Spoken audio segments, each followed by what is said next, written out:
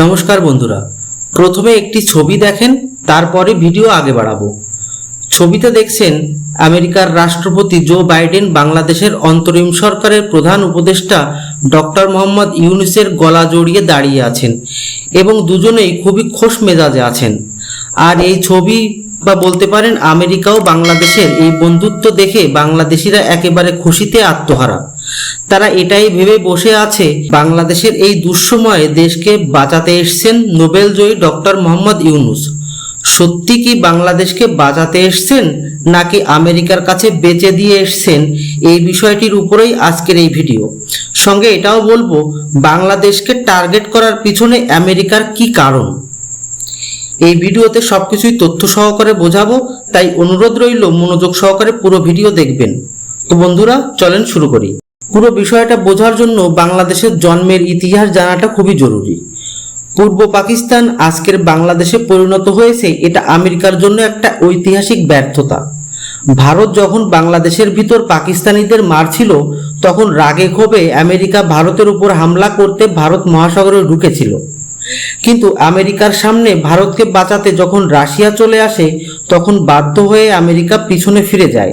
নিজেদেরকে সবচেয়ে প্রাচীন গণতন্ত্র বলা আমেরিকা বঙ্গবন্ধু শেখ মুজিবুর রহমানের খুনিদের, অর্থাৎ যারা বাংলাদেশের গণতন্ত্রকে গলা টিপে হত্যা করেছিল, তাদেরকে আশ্রয় দেয়। আর একটা গণতান্ত্রিক দেশ হয়ে অন্য গণতন্ত্রের হত্যাকারীদের নিজের দেশে বসিয়ে জামাই আদর করার পিছনে কারণই হলো বাংলাদেশের অস্তিত্বকে পছন্দ না করা। এরপর অনেকটা সময় পার হয়েছে। আমেরিকা আইএসআইএস, তালিবান, আরব ক্রান্তি, আল কায়দা ইত্যাদির মতো গেম প্ল্যানে এতটাই মনোনিবেশ করেছিল যে আমেরিকা ও ইউরোপের ইনভেস্টেই শক্তিশালী হওয়া চীন আমেরিকাকেই আর চোখে দেখতে শুরু করেছে, সেটা আমেরিকা বুঝতে দেরি করে ফেলেছে। আর এরকম একটা সময় চীনের সাথে সোজাসুজি যুদ্ধ করার অর্থ হলো চীন তো ধ্বংস হবেই, কিন্তু আমেরিকাও যথেষ্ট দুর্বল হয়ে পড়বে। আর আপনারা ভালোভাবেই জানেন আমেরিকা নিজের যুদ্ধ নিজের দেশের ভিতরে লড়ে না, অন্যদেরকে শত্রু দেশের সাথে যুদ্ধে নামিয়ে সেই দেশের মাটিতে যুদ্ধ করার নীতিতেই চলে আমেরিকা। তাই আমেরিকা এমন এক দেশের সন্ধান করতে থাকে যার সাথে চীনের শত্রুতাও রয়েছে এবং চীনকে চ্যালেঞ্জ করার সামর্থ্যও রয়েছে, আর সেই দেশটি হলো ভারত। বারাক ওবামার সময়কাল থেকেই আমেরিকা ধীরে ধীরে ভারতের সাথে বন্ধুত্ব স্থাপন করা শুরু করে। আর ভারতও ভালোভাবেই জানতো যেভাবে চীন আমেরিকা ও ইউরোপের ইনভেস্টমেন্টে আর্থিক মহাশক্তি হয়েছে, ঠিক সেভাবেই ভারতকেও যদি আর্থিক মহাশক্তি হওয়া লাগে, তবে আমেরিকা ও ইউরোপের ইনভেস্টমেন্ট সব থেকে বেশি জরুরি। ভারতের আমেরিকার সাথে বন্ধুত্ব করার অন্য একটা কারণ হলো সামরিক মহাশক্তি হওয়া। কারণ তখন পর্যন্ত ভারতের মোট হাতিয়ারের 75 থেকে 80% রাশিয়ার ছিল, আর এই একই হাতিয়ার রাশিয়া চীনকেও বিক্রি করত। তাই যুদ্ধের সময় চীনের হাতিয়ারের উপর ভারতের হাতিয়ারের কোনো অ্যাডভান্টেজ ছিল না। তাই ভারত বিশ্বের নাম্বার 1 অস্ত্র নেওয়ার জন্য আমেরিকার বাড়ানো বন্ধুত্বের হাত ধরে। এরপর আসে কোভিড মহামারী কন্ট্রোলে আসার পর আমেরিকা এবং পশ্চিমা দেশ তাদের দেশের সব কোম্পানিকে চীন ছাড়ার নির্দেশ দেয়। আর তখন ভারত সরকারের নীতির জন্য বেশিরভাগ কোম্পানির প্রথম পছন্দের গন্তব্য হয় ভারত। এরপর থেকেই ভারতের অর্থনীতি ভয়ানক গতিতে আগে বাড়তে থাকে। এরপর শুরু হয় রুশ ইউক্রেন যুদ্ধ। এই যুদ্ধেও ভারত তার কূটনৈতিক বুদ্ধিকে কাজে লাগিয়ে সর্বোচ্চ পর্যায়ের তেলের ব্যবসা করে। রুশের কাছ থেকে সস্তায় তেল কিনে রিফাইন করে বিক্রি করতে থাকে ইউরোপে। আমেরিকা ও ইউরোপ ভারতকে অনেক চাপ প্রয়োগ করেছে যাতে রুশের কাছ থেকে সরে আমেরিকার পাশে এসে দাঁড়ায় ভারত।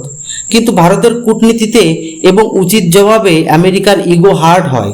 কিন্তু চীনের বিরুদ্ধে আমেরিকার কাছে ভারত ছাড়া অন্য কোনো অপশন ছিল না।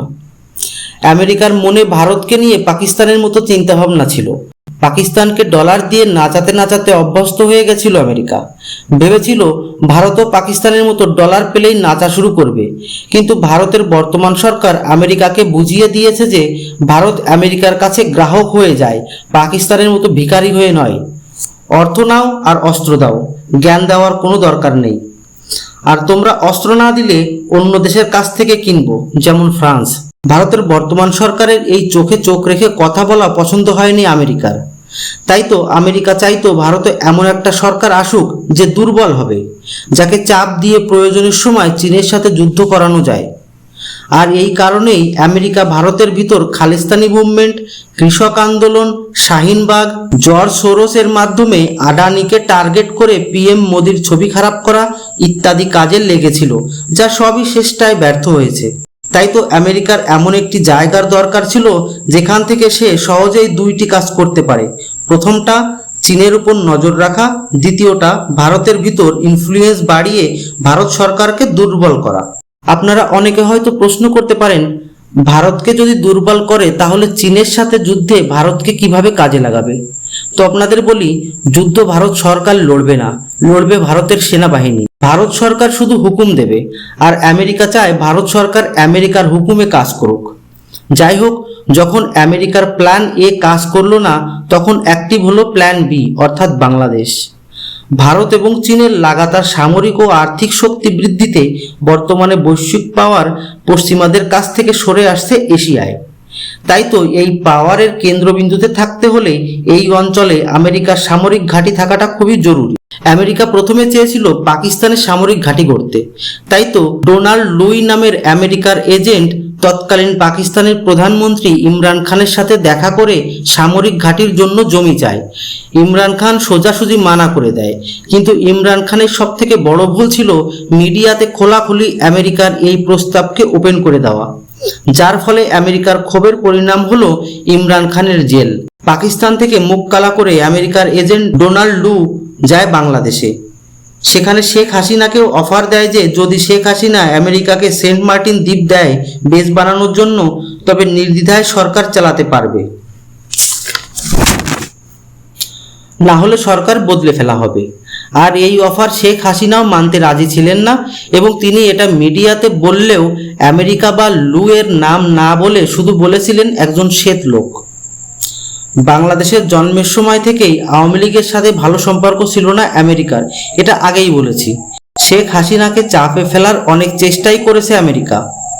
মানবাধিকারের দোহাই দিয়ে র্যাবের উপর নিষেধাজ্ঞা লাগানো, নির্বাচনে দুর্নীতির অভিযোগ, বিপক্ষ পার্টিকে দমন করার অভিযোগ, এই সব ধরনের চাপে ফেলতে চেয়েছিল শেখ হাসিনাকে।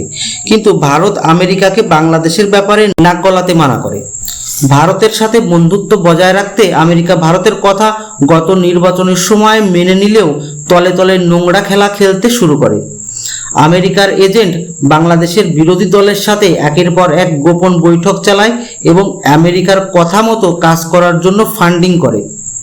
আমেরিকা যে কাজটি করতে সবথেকে বেশি সিদ্ধহস্ত, সেই কাজটি শুরু করে। সেটা হলো মুসলমান জিহাদিদের ফান্ডিং করে ব্যবহার করা, যেটা আমেরিকা মধ্যপ্রাচ্যের দেশগুলোতে অনেকবারই করেছে। আজকের আইএসআইএস, আল কায়দা সবই আমেরিকার সৃষ্টি। যাই হোক, বাংলাদেশ থেকে শেখ হাসিনাকে উচ্ছেদ করার আগে জরুরি ছিল ভারতের বিরুদ্ধে বাংলাদেশিদের মনে ঘৃণা সৃষ্টি করা। বিগত 2 বছরের ভিতরে বাংলাদেশিদের মগজে জিহাদ করার মানসিকতা ও ভারতকে কাফের হিসেবে দেখানোর বীজ বুনতে সফল হয়েছে কট্টর মুসলিম নেতারা।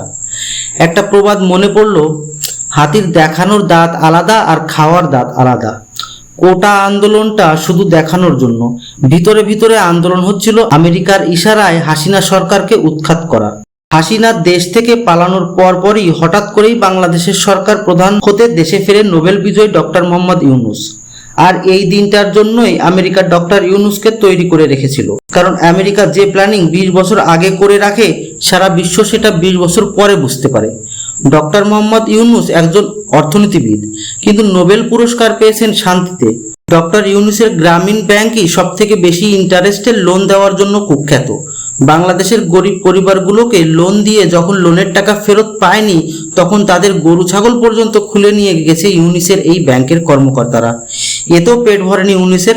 অনেক দেশই অর্থ আত্মসাতের কেস আছে এনার উপর, কিন্তু আমেরিকার আশীর্বাদের হাত থাকায় এগুলো নিয়ে কখনো হইচই হয়নি। যাই হোক, জিওপলিটিক্সে 2 দেশের সম্পর্ক নির্ভর করে লেনদেনের উপর। এখানে কেউ কারোর আপন হয় না। আমেরিকা যখন এত অর্থ বাংলাদেশকে দিচ্ছে, তাহলে তার বদলে কিছু তো নিচ্ছে। সেটা কি? এটা কি কখনো ভেবেছে বাংলাদেশিরা? কেন আজ সেন্ট মার্টিন দ্বীপে বাংলাদেশিদের অবাধে যাওয়ার উপর নিষেধাজ্ঞা লাগিয়েছে ইউনূস সরকার? কেন সেখানে যাওয়ার জন্য বাংলাদেশিদের রেজিস্ট্রেশন করা লাগছে এবং ট্যাক্স পে করা লাগছে? যে তত্ত্বাবধায়ক সরকারের প্রথম কাজ হলো দ্রুত সুষ্ঠু নির্বাচন অনুষ্ঠিত করা, সেই সরকার কেন বিদেশ নীতি ও কূটনীতি নিয়ে এতটা ঘাম ঝরাচ্ছে? যেসব বিরোধী দল বিএনপি ও জামাত শিবির এক হয়ে ইউনূসকে তত্ত্বাবধায়ক সরকার রূপে খুশি খুশি দাঁড় করিয়েছে, তারা হঠাৎ কেন নির্বাচন নিয়ে ইউনূসের গড়িমসি ভাবকে প্রশ্নচিহ্ন করছে? তাহলে কি তাদের ক্ষমতায় আনার যে লোভ আমেরিকা দেখিয়েছিল, সেটা শুধু এদেরকে ব্যবহার করার জন্য? হ্যাঁ, ঠিক তাই। কারণ আমেরিকা জানে বিএনপি ও জামাত ক্ষমতায় আসলেই আসল রং দেখানো শুরু করবে, অর্থাৎ চীন প্রেম।